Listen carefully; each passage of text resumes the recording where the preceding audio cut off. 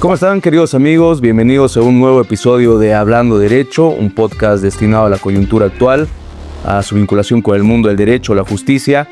El día de hoy tengo el honor, el placer de tener a una persona que ha marcado una importante carrera en nuestro país, que ha sido un funcionario sin lugar a dudas excepcional en muchos de los ámbitos que ha ocupado. Está conmigo el general Johnny Aguilera, que ha sido general, comandante de la policía, director de la FELCC y ahora viceministro del régimen interior. General, muy buenas tardes en estos momentos aún, un gusto tenerlo con nosotros. Le agradezco su invitación, su disposición, su tiempo. Sé que su agenda es ocupadísima permanentemente, pero nos regala un par de minutos para estar ahí con usted y hablar un poquito de la justicia, que es, usted también es abogado y comprenderá el valor que tiene para la ciudadanía, para nuestra audiencia, hablar de la coyuntura y de lo que pasa en nuestro país. Es cierto, no solamente que estoy contento, sino orgulloso de haber sido invitado a este podcast. Creo que nos vamos a permitir una interacción que es absolutamente necesaria para construir un mejor futuro para todos los bolivianos. Gracias, general. General, estamos viviendo un momento en la justicia que es muy valioso y sobre todo también en un campo electoral, un momento crucial, creo, para nuestro país, porque estamos a las puertas de unas elecciones y también a las puertas de un cambio político radical. A estas alturas, general, ¿cuál es su visión de la justicia? ¿Qué opina? ¿Qué nos puede decir respecto a nuestro sistema judicial hoy por hoy? Bueno, la justicia lamentablemente no ha cumplido las expectativas que tiene la población en cuanto a su propia función. Es decir, de brindarle certeza, no solamente a los fallos judiciales, sino que estos fallos judiciales se tramiten de manera pronta y efectiva. Yo encuentro que han habido tres factores que han permitido precisamente este desgaste de la justicia que los hemos venido persiguiendo desde la época colonial. Y es verdad que la justicia no es, vamos a decir, una cuestión vinculada solamente a los especialistas del derecho. Algunos filósofos, partiendo de Grecia, decían que el derecho y la política es para la gente común. Sin embargo, encuentro, decía, tres factores, doctor, que nos permiten establecer una causa o causas que indudablemente han permitido no solamente que exista una excesiva burocratización, una ausencia de fallos y sobre todo lo que yo llamaría injusticia.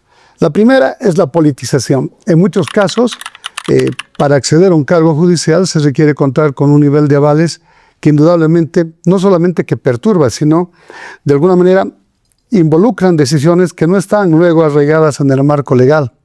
La segunda es una asignación de presupuesto insuficiente, pues como sabemos, ya lo han dicho los jueces en reiteradas oportunidades, no se permite la modernización para transitar del papel al documento digital y desde luego que esto significa no solamente retardación, sino también oscurantismo. Esta carencia de presupuesto nos ha impedido conseguir tribunales que nos hubieran permitido, desde el punto de vista de la formación física, conseguir aquellas audiencias de los tribunales escabinos, o aislar al testigo, o permitir que la audiencia pueda desarrollarse en tranquilidad. Y esto indudablemente está reflejado fundamentalmente en la existencia de nuevos delitos, hoy 2025, referidos a las organizaciones criminales, que ya no es una, dos o tres personas imputadas, sino que forman un conglomerado dentro de estructuras en las cuales cada uno tiene una funcionalidad. Estas propias estructuras físicas no están diseñadas para estos nuevos tiempos y obviamente tiene que ver con la economía. Y por último, varios fallos desde mi perspectiva, y no tengo uno en particular, han estado relacionados o a corrupción o a falta de capacidad, pues efectivamente se pueden haber acumulado una serie de aspectos desde el punto de vista probatorio, los cuales no han sido valorados. Y me refiero fundamentalmente a evidencias de carácter digital que desde mi perspectiva no son incluidas en los procesos de la manera coherente. Y cuando hablo de evidencia digital, efectivamente ha faltado una reglamentación o la tipicidad de nuevos delitos que en todo caso hacen parte del cotidiano vivir. Esta evidencia digital no es considerada por los tribunales y es que en definitiva o no se han tomado en cuenta como aspectos vinculados a pericias o aspectos técnicos, sino que simplemente son soslayados, vamos a hablar, por la carencia de una fuente que permita materializar la idoneidad de esa prueba. General, me ha hablado de muchísimo contenido vinculado a la justicia, muchas falencias que veo, y lo primero que me llama muchísimo la atención es esta aseveración que hace de el apadrinaje que existe en algunas situaciones, podríamos decir padrinos de algunas autoridades. ¿Es ese más o menos el término al que se hace referencia cuando dice avales o a qué sostendría esta afirmación? Bueno, lo cierto es que a lo largo de nuestra vida republicana, vamos a cumplir 200 años en agosto, en mi experiencia se ha logrado establecer que había una especie de cuoteo, no solamente en los ámbitos del órgano ejecutivo, legislativo, sino también en el órgano judicial. Y esto indudablemente estaba reflejado en la designación de miembros de los vocales o de los tribunos y obviamente los tribunales ordinarios. Significa indudablemente un apadrinaje o una vinculación de carácter político que en definitiva rompe cualquier esquema de la propia ideación que se tiene de la separación de poderes. Esta vinculación política implica no solamente una subordinación, sino también implica una injerencia por parte de algún otro órgano. Se refleja indudablemente cuando existe algún nivel de simpatía o, como usted decía, de apadrinaje que indudablemente les resta el principio de imparcialidad que debería regir cualquier órgano de justicia. Lo dijo García Linera en su momento general. Recuerdo una entrevista que tuvo hace poco, igual la volvieron a publicar, sobre este cuoteaje que había respecto a las autoridades, sobre todo antes de las elecciones judiciales. Se suponía que las elecciones judiciales iban a romper este esquema de cuoteaje, pero creo que no ha sido así. ¿Cuál es su opinión de las elecciones judiciales? Bueno, es un mecanismo que le permite intervenir a la población en la elección de sus autoridades, pero que no se utiliza en ninguna parte. En definitiva, la selección de las autoridades judiciales en muchos países está primero garantizándole una vida administrando justicia, pero se sustenta fundamentalmente en la capacitación de esos jueces, en su probidad y desde luego en su meritocracia. Es cierto que se han generado algunos niveles, vamos a llamar, de estudio acerca de los documentos que deberían permitir perfilar a quien va a cumplir una función judicial, pero dado que son en definitiva órganos políticos los que avalan esto, y una vez más nos reducimos al primer punto, a la intervención de órganos políticos o de partidos políticos en la designación de estas autoridades. La designación de una autoridad judicial por medio de la votación en Bolivia es una experiencia que indudablemente permite, vamos a llamar, democratizar esas acciones. Sin embargo, debido a la poca posibilidad de transmitir los méritos, porque se publican estos méritos, sin embargo, se los publica de una manera, yo diría, muy solapada, muy breve, impide una adecuada selección. Y claro, una vez más, se reduce a la influencia, ya no de la meritocracia, sino del complejo político que rige nuestro país. Todos hacemos política en Bolivia. General, esta sensación lo que genera esta falta de independencia por distintos cuoteajes y demás, que ocurren en muchísimos lugares, pero particularmente en países donde se trata de implementar estas elecciones judiciales. México lo está tratando de implementar en este momento, el Parlamento lo ha frenado, pero hacen que la ciudadanía tenga una sensación de que la justicia es para algunos y para otros no. Que la percepción del ciudadano sea de que, sobre todo, la justicia se inclina a aquellos que están en este momento en el gobierno y aquellos que no tienen una figura, un pensamiento similar al oficialismo, digámoslo así, se sientan desamparados o sientan que no hay el mismo trato igualitario respecto a esto. ¿Qué opinión le merece esa percepción? ¿Cree que es correcta? ¿Cree que existe esta percepción en la ciudadanía? Por lo menos desde el cargo público que hoy día detento no existe ninguna injerencia del órgano, en este caso del Ministerio de Gobierno, sobre el órgano judicial. Sin embargo, diversidad de estudios establecen que la población, en un porcentaje del 72% de los encuestados, percibe que existe influencia del órgano ejecutivo sobre el órgano judicial. Y evidentemente esto refleja en la población incertidumbre y desconfianza de los administradores de justicia. Desde luego que cuando usted me habla de las comparaciones con otras latitudes y las posibilidades de elegir a los jueces, estos tienen que estar indudablemente vinculados por varios principios, entre ellos la probidad. Y desde luego que sé que la administración de justicia es una cuestión que siempre genera divergencias entre quien gana y quien pierde, pero se ha logrado establecer que muchas autoridades que han sido destituidas por la existencia de innumerables procesos han vuelto producto del empleo del amparo constitucional. Esto significa, desde mi visión como ciudadano, que existe una especie de yo quisiera decir de colegiatura, no sé si el término es adecuado, en los cuales unas autoridades avalan a otras preveyendo que en el futuro pueden requerir este tipo de cooperaciones. Desde luego que el Consejo de la Magistratura ha intentado colocar, vamos a llamar disciplina, no sé si ahora y antes también, pero estas autoridades han creado precisamente a través del amparo constitucional un paraguas que impide su remoción, lo que significa de alguna manera que pese a que los fallos fueran prevaricadores, ajenos de cualquier fundamento, continúan administrando justicia, insisto, pese a la inmensidad de procesos que tienen. Esto significa, indudablemente, que se ha perdido el primer criterio, que es el de la probidad, que debería regir en cualquier administración de justicia. Ahora bien, seguramente deben tener justificaciones o no se ha logrado acelerar estos procesos administrativos que, desde mi experiencia, han sido frenados precisamente por medidas de carácter judicial. ¿Qué significa esto? Que se ha impedido que un proceso, vamos a decir, independiente, tenga ese carácter a través de la influencia de jueces, en este caso constitucionales, los cuales indudablemente han protegido a quien habría cometido una falla. No quiero decir un error, porque seguramente tendríamos que hablar de un delito. Pero dentro de estas divergencias de la justicia, indudablemente el hecho de que no hayan sido sancionados implica, por no decirlo de manera poco comprensible, una decepción del ciudadano. Confío en que las nuevas autoridades que han sido recientemente electas para recurrir a sus palabras puedan por fin colocar este orden que permita no solamente que este 72% de la población que desconfía de los fallos judiciales vea respaldada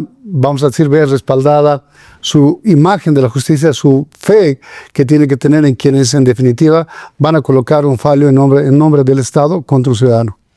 General, usted nos dijo que desde el Ministerio de Gobierno jamás ha existido una injerencia en el tema judicial.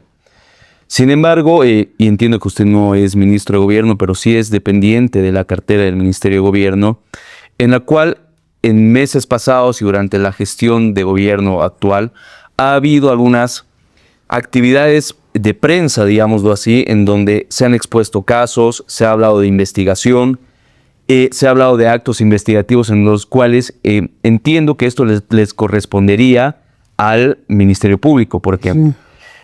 ¿Usted cree que como abogado esto no es de alguna manera ingresar en la independencia judicial? Bien, el Ministerio de Gobierno, y en este caso el viceministro del Régimen Interior y Policía, como el de Seguridad Ciudadana, efectivamente participan en el diseño de la política criminal que debe regir el Estado.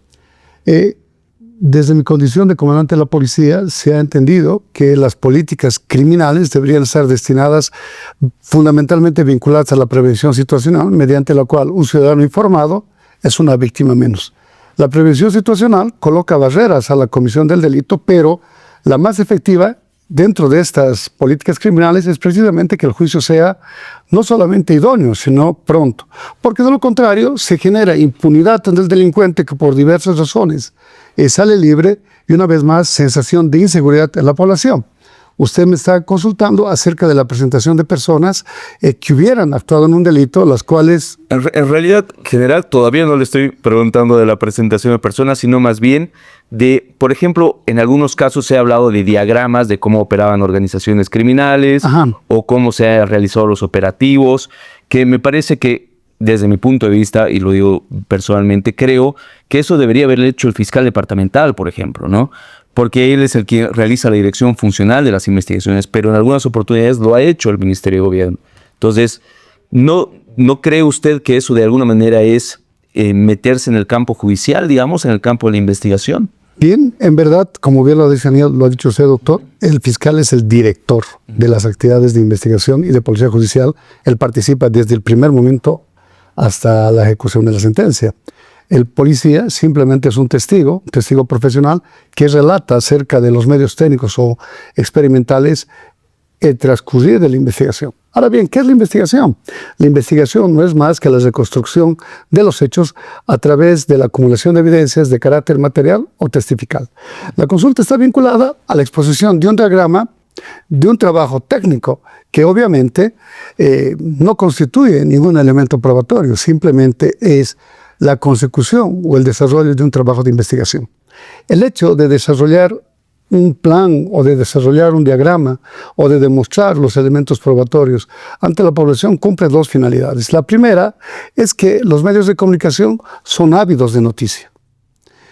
El órgano judicial, o en este caso el Ministerio Público, toma la batuta una vez que estos elementos han sido transmitidos hasta él para que ellos o puedan fundar una imputación o puedan rechazar la causa.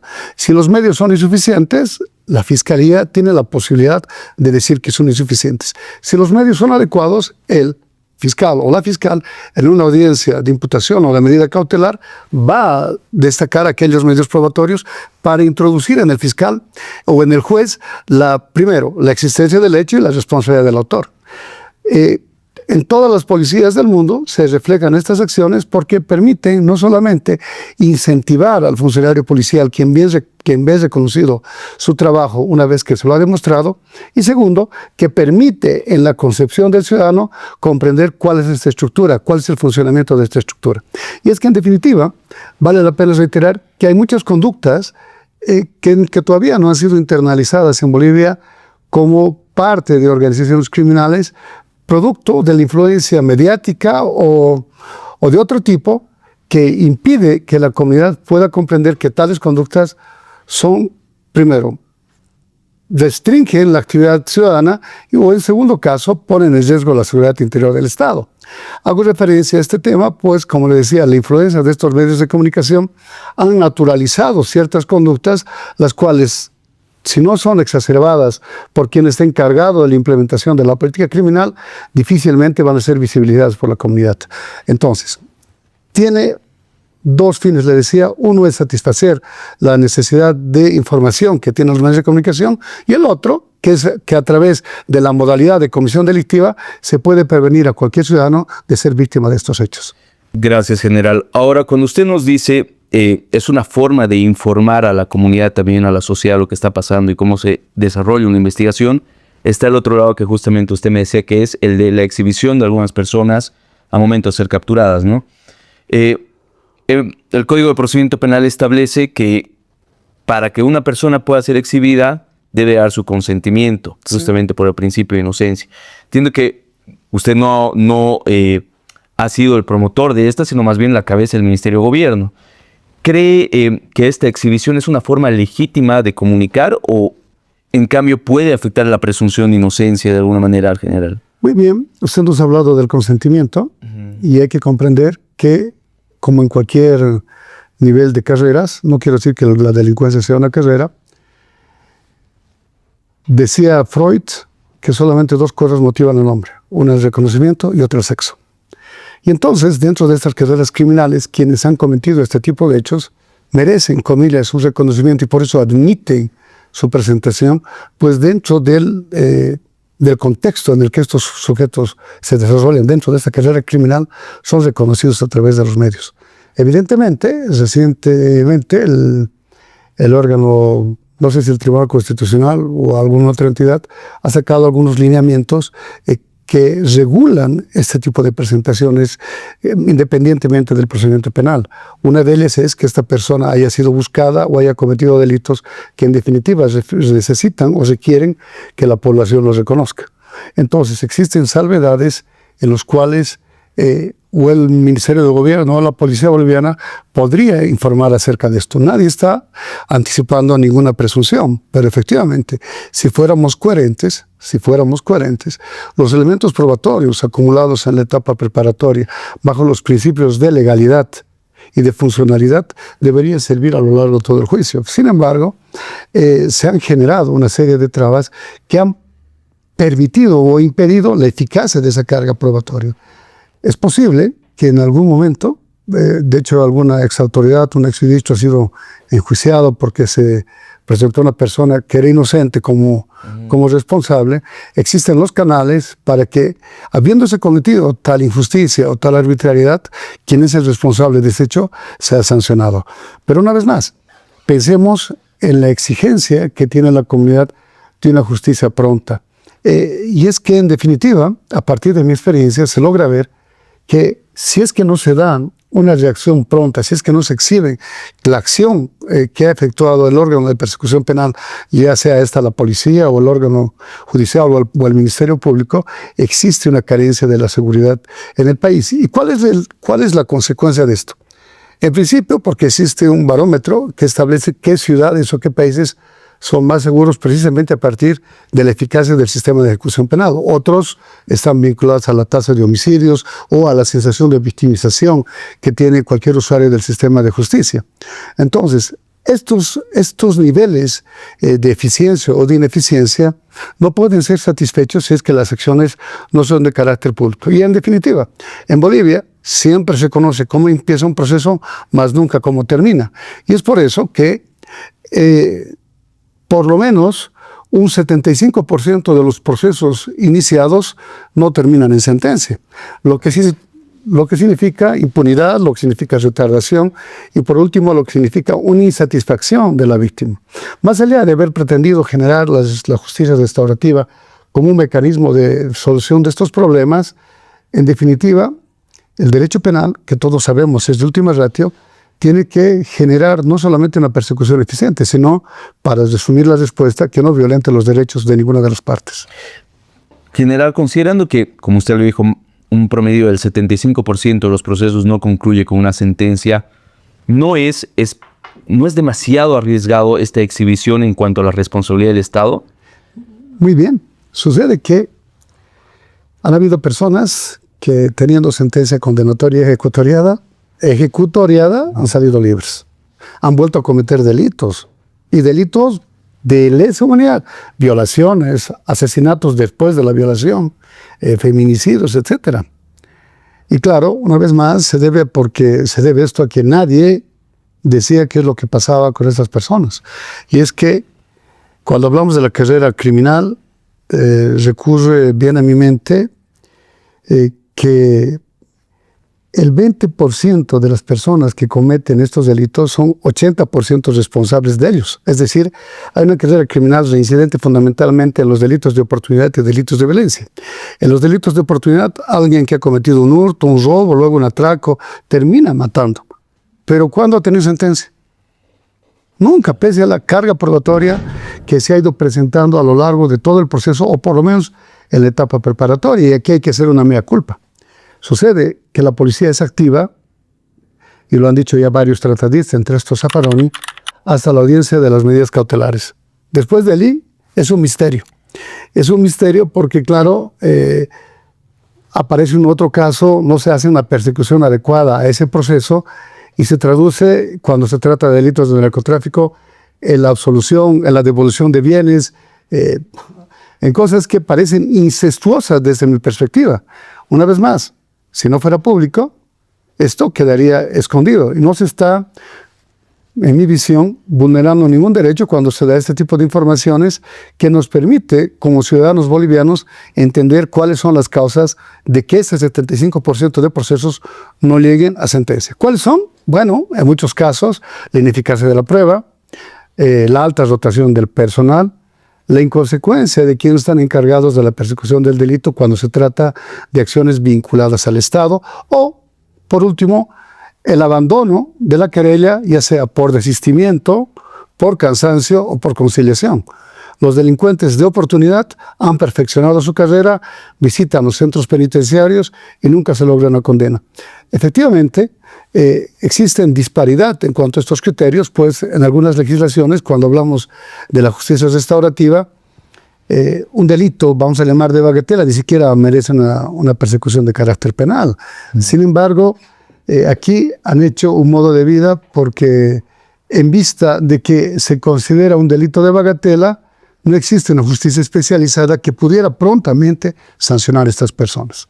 Entonces, efectivamente, no es una cuestión de una sola entidad de parte del Estado, sino de un conglomerado de factores que han impedido que este 75% de procesos que deben llegar a sentencia lleguen a ellos. Creo que uno de ellos es precisamente la falta de idoneidad en cualquiera de las facetas. Cuando hablamos de los delitos de violencia, se ha hecho un estudio en los cuales se han logrado establecer, por lo menos en lo que respecta a los feminicidios,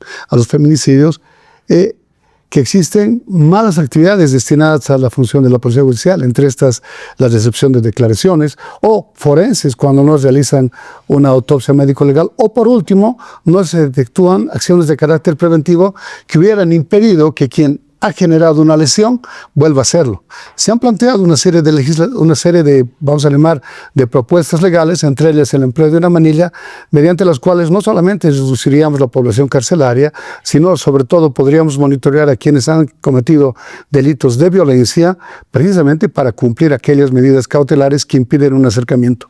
Pero, lamentablemente, esta norma no ha sido aprobada por el órgano legislativo, lo que impide su ejecución. General, usted nos hablaba de una política gubernamental, una política criminal que sea activa. ¿Cree usted que el país ha manejado una política coherente respecto a este tipo de casos en donde hay reincidencia criminal?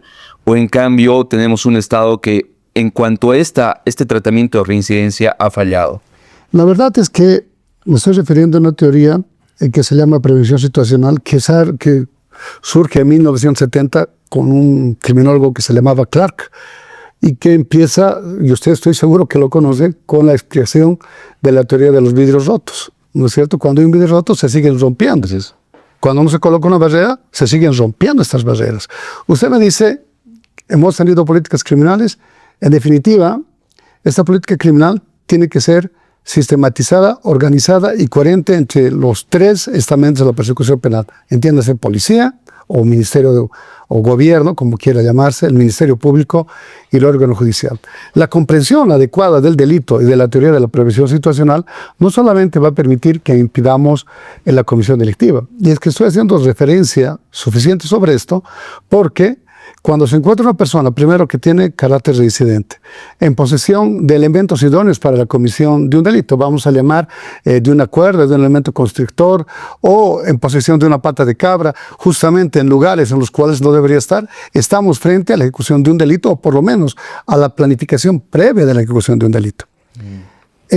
En varias, vamos a llamar legislaciones, el solo hecho de contar con este tipo de elementos permite la aplicación de una medida de carácter restrictivo, ya sea por los antecedentes, esto está prohibido ya en Bolivia, pero a través de esta aplicación estoy seguro que hemos, yo diría, rebajado una tasa muy importante en los delitos de oportunidad, fundamentalmente en las épocas de Navidad y Año Nuevo, cuando se manda policías vestidos de civil precisamente a hacer patrullaje en estas áreas de alta concentración de personas, vamos a llamar las ferias de Navidad, los supermercados, etcétera, y allí obviamente se encuentran estas personas que sin contar con delito y estando en posesión de estos elementos, lo que estaban yendo es a cometer un delito.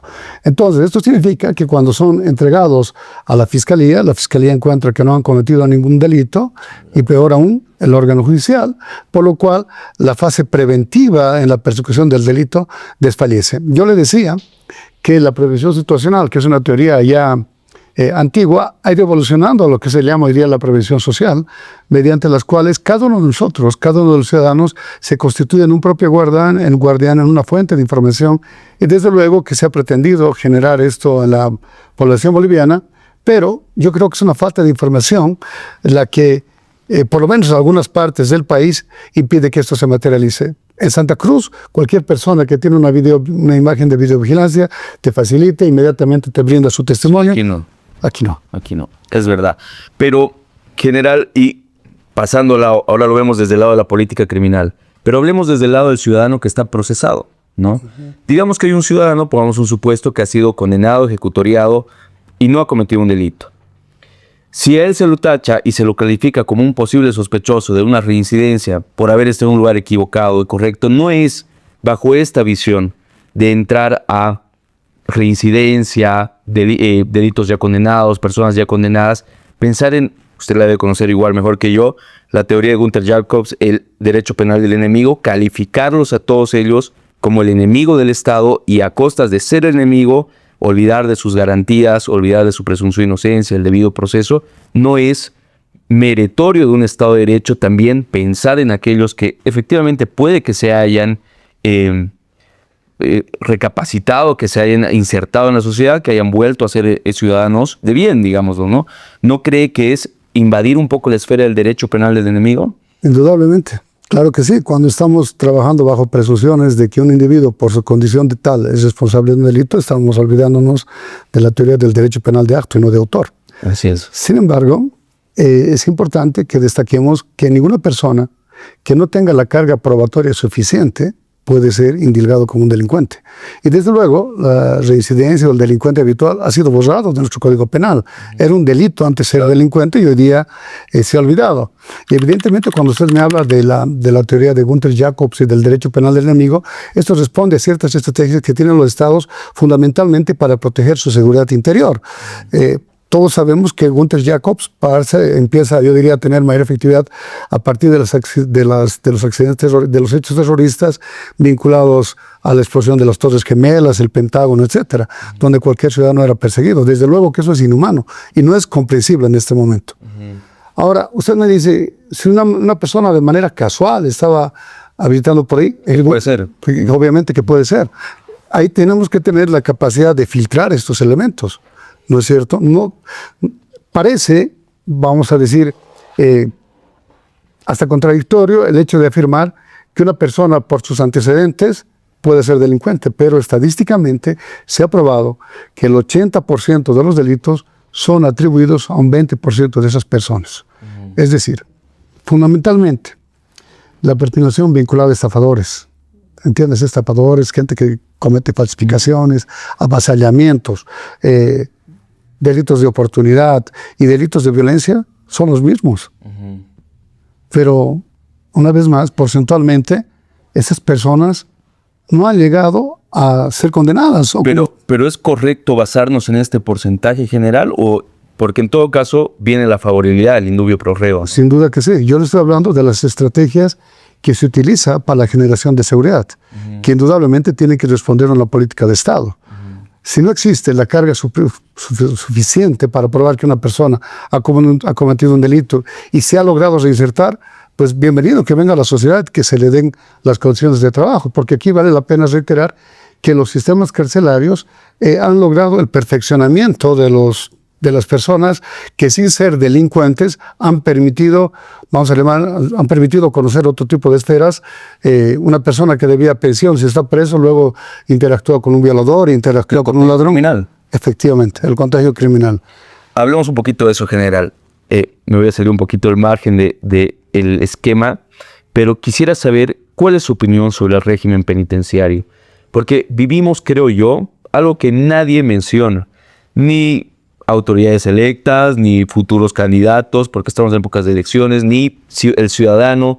La gente como que se ha olvidado del régimen penitenciario, que a mí me parece fundamental, sobre todo por lo que acaba de decir, que es el contagio criminal, ¿no?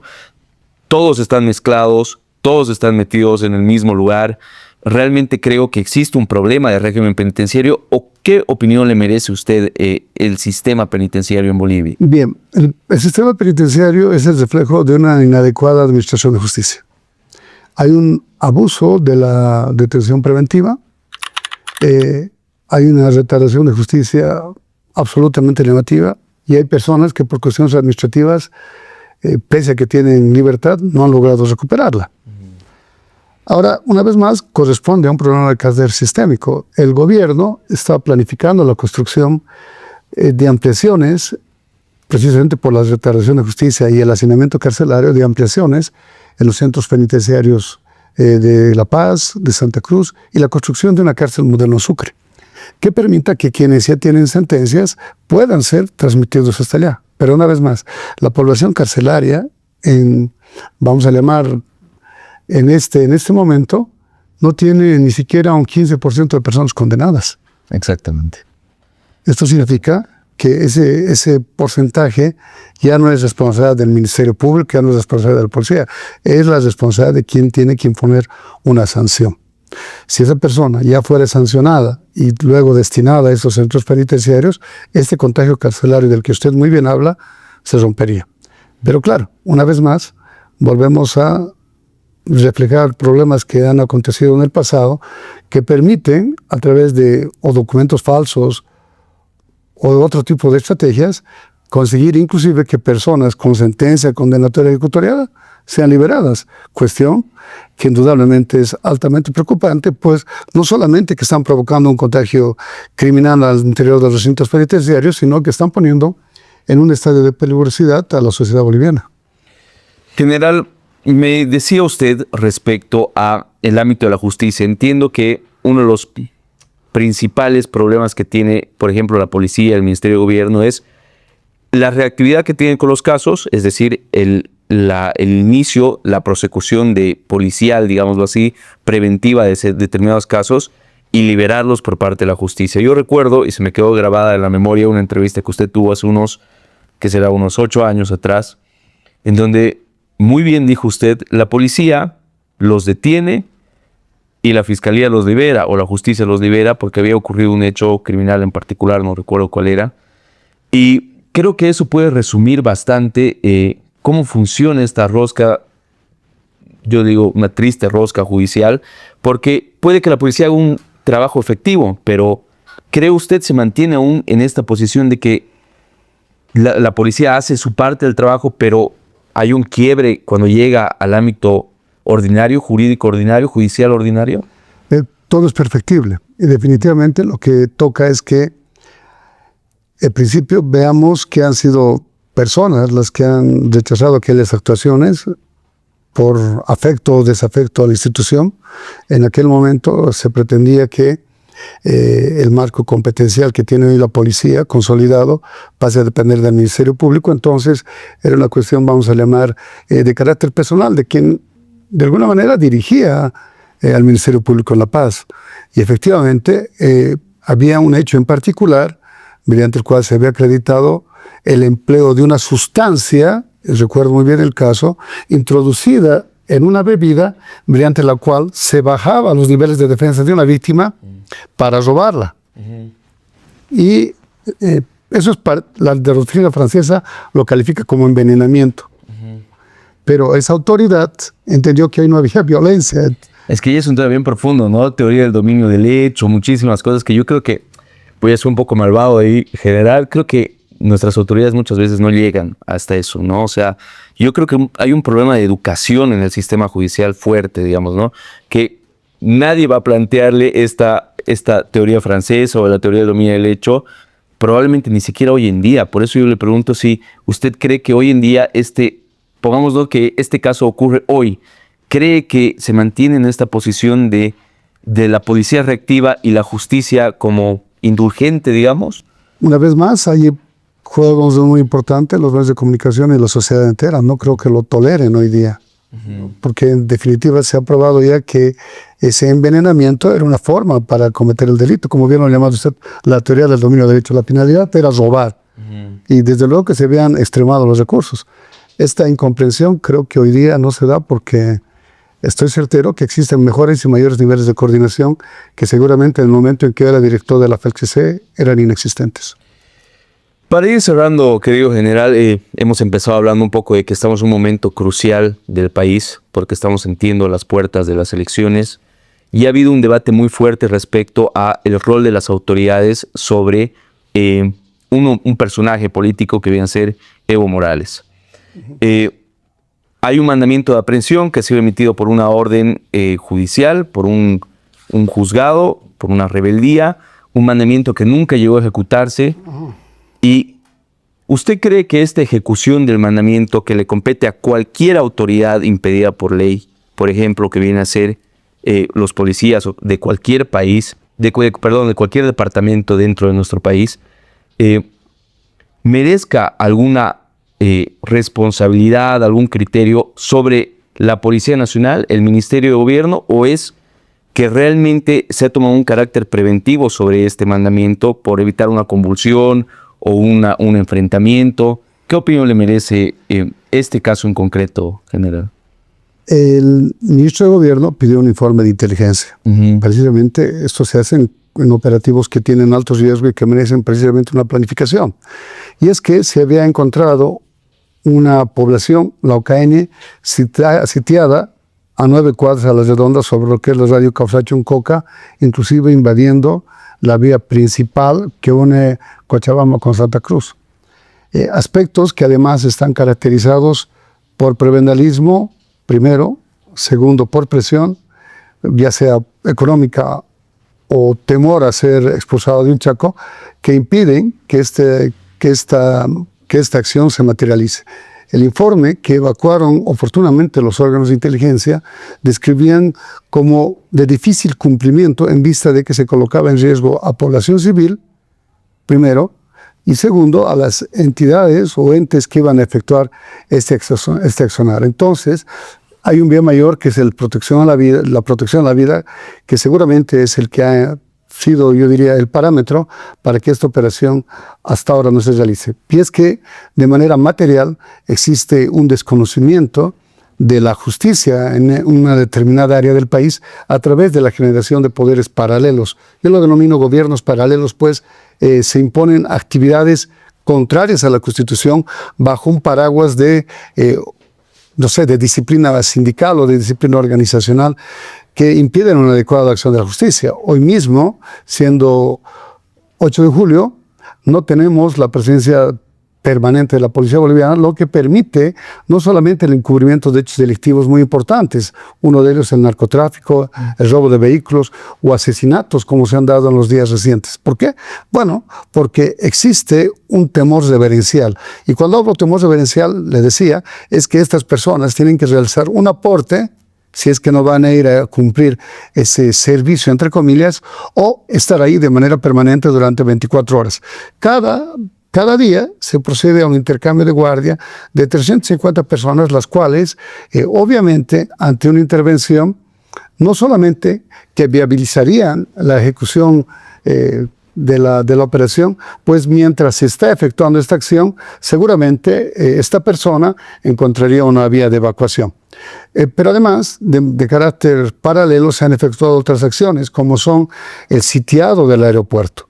Ahora bien, usted nos hablaba de una época electoral. Esto no tiene que ver con un cálculo político, tiene que ver con un cálculo operativo que lo que está haciendo es restringir la imposibilidad la posibilidad de perder la vida por cualquiera de los componentes de esta operación, ya sea desde el punto de vista o desde el punto de vista activo o desde el punto de vista pasivo. El cumplimiento de la norma es de cumplimiento obligatorio a todos y seguramente el hecho de que haya yo diría, una detención voluntaria por parte de esta persona hace precisamente que solamente se desarrolle dentro de esa esfera, dentro de esa área territorial, sin haber salido de ella. Acciones que indudablemente no solamente son recriminadas por mi persona, sino que demuestran un desapego por la ley, por la autoridad y por el Estado de Derecho. Nos dijo algo muy importante, general, una especie de Estado paralelo, nos dijo. En derecho, como usted sabe, estos se llaman territorios no estatales, ¿no? Que corresponden lugares donde ocupan las guerrillas, donde ocupan bandas criminales, organizaciones inmensas criminales, como había en Colombia las FARC y así sucesivamente. ¿Usted cree que hoy por hoy este territorio puede ser considerado un territorio no estatal, un territorio equivalente a un lugar de guerrilla? Al contrario, lo que hemos hecho precisamente para la detención de personas que habían cometido o lo que ellos llaman justicia comunitaria, linchamientos o asesinatos, es una investigación remota que a través de los empleos de los mecanismos idóneos de inteligencia han permitido su detención, sin colocar en riesgo ni a los actores ni a las víctimas, impidiendo una revictimización. Estas fuentes de información, ya sean abiertas o cesadas, han permitido una alta eficacia en lo que es el control de estas organizaciones que indudablemente, desde mi perspectiva, tienen un carácter criminal. Son organizaciones criminales para los que, en mi humilde opinión, lamentablemente no hemos estado preparados y que forman parte de una nueva estructura criminal. Delitos comunes hoy día, yo diría, han sido avasallados por estas organizaciones que sin llegar a carteles han generado un nivel de incertidumbre. Pero la alta eficacia que hemos logrado demostrar a través de la investigación periférica y, como les decía, de la investigación remota, nos han dado resultados. No hay parte del territorio boliviano que esté ajena al imperio de la ley.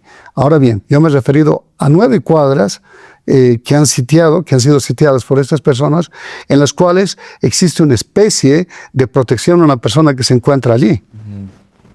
Pero bueno, más allá de esas 9 cuadras, lo que corresponde es precisamente la aplicación de la justicia en cualquiera de sus esferas y contra cualquier persona.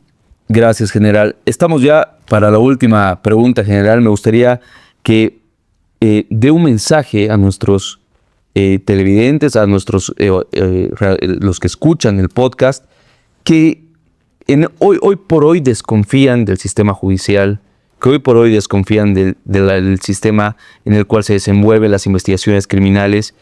¿Qué le respondería a esta comunidad que puede que no esté tan enterada como usted y yo de cómo se maneja el sistema o de la teorías de derecho, de justicia, y que se sienten un tanto desamparadas ante un sistema judicial que creo yo coincidimos los dos en este momento no es el sistema que merece el país, digamos, ¿no?